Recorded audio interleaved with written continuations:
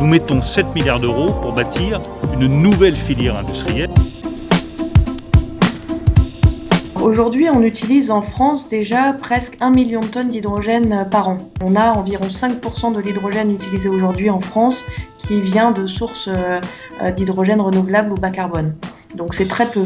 Tout l'enjeu du plan, c'est de faire en sorte que l'hydrogène qu'on utilise aujourd'hui soit déjà décarboné, donc produit à partir de sources renouvelables ou bas carbone, par électrolyse de l'eau en particulier. C'est la solution technologique que défend l'État français. Et on voit que beaucoup de pays du monde font ce pari-là.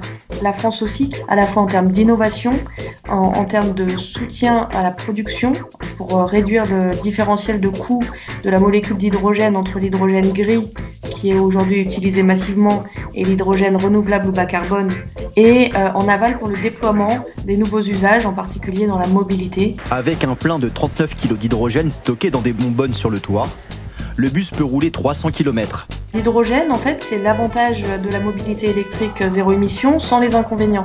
C'est-à-dire qu'en termes d'usage, sans produire aucune émission ni aucun polluant, on peut en même temps se recharger très rapidement. Pour un véhicule utilitaire léger, c'est de l'ordre de 3 à 5 minutes, 10 minutes pour un bus, et avoir une autonomie quasiment équivalente à celle des véhicules aujourd'hui diesel.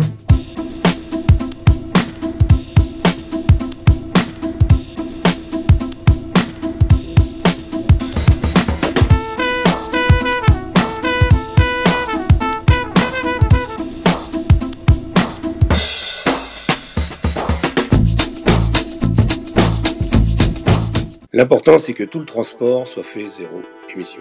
Moi, j'ai vite senti le potentiel qu'il pouvait avoir dans l'hydrogène, qui pouvait vraiment donner de la souveraineté et de l'autonomie à des régions, à des territoires, à des quartiers. Il était important que Rougeot s'y intéresse.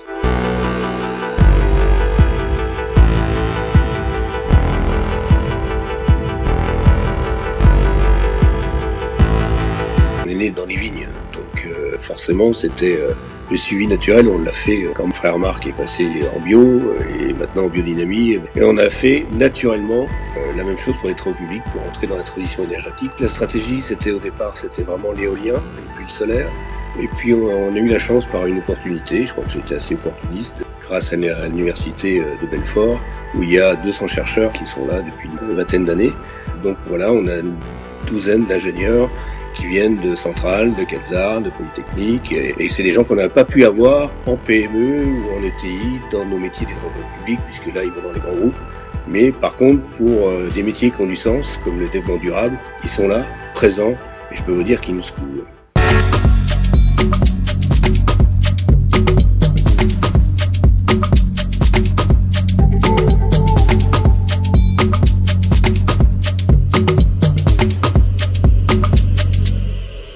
On a un enjeu également de pollution de bruit, d'émissions sonores en zone urbaine, et dans le cadre des travaux publics, c'est un sujet assez important.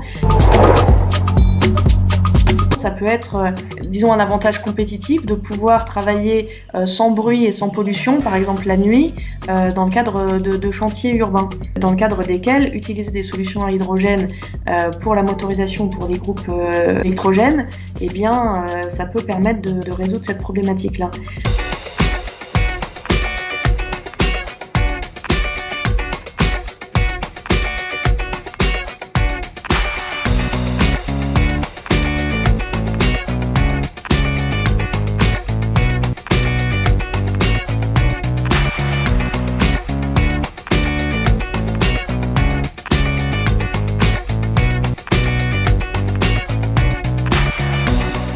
nous, H26, on développe des groupes électrogènes qui sont portables et déplaçables, notamment pour les chantiers du BTP, dans une gamme qui va aujourd'hui de 5 à 20 kW.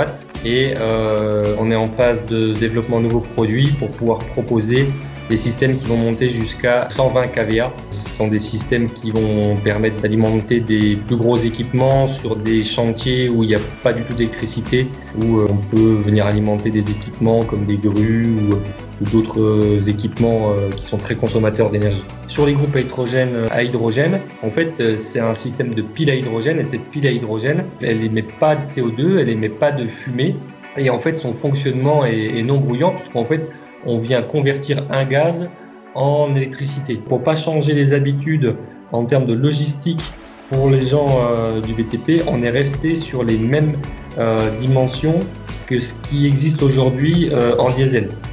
À une différence près, c'est que l'hydrogène, vous êtes obligé de le stocker dans des bouteilles de gaz.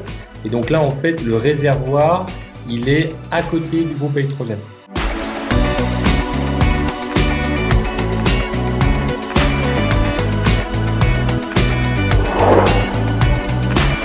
Sur les engins de chantier, c'est aussi une problématique qui se pose avec la sortie de la niche fiscale sur le gazole non routier. Donc on voit qu'il va falloir des solutions également non polluantes, donc l'hydrogène peut être regardé comme une solution.